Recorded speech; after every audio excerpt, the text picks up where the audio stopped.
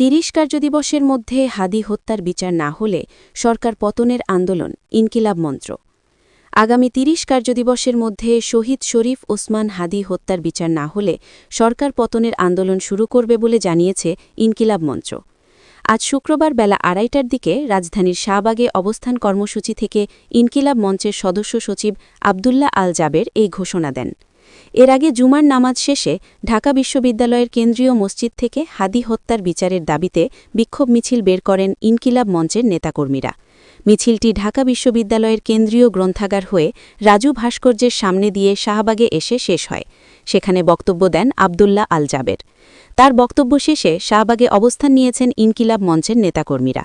এতে শাহবাগ মোড়ের একপাশের সড়কে যান চলাচল বন্ধ রয়েছে।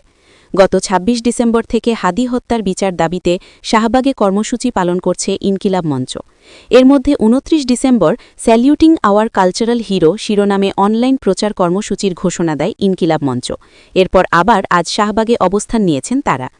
সরেজমিন দেখা যায় শাহবাগে অবস্থান নিয়ে হাদি হত্যার বিচারের দাবিতে ইনকিলাব মঞ্চের নেতারা বিভিন্ন স্লোগান দিচ্ছেন।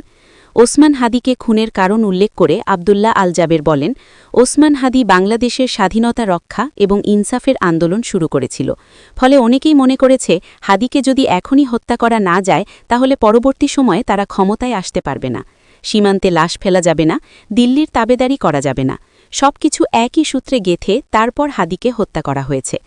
খুনিদের গ্রেপ্তারে সরকারের সদিচ্ছা নেই উল্লেখ করে আবদুল্লাহ আল জাবে বলেন, হাদিকে গুলি করা আজ ২১ দিন অতিবাহিত হচ্ছে। এখন পর্যন্ত এই খুনের সঙ্গে সম্পৃক্ত ২১ জনকেও সরকার গ্রেপ্তার করতে পারেনি।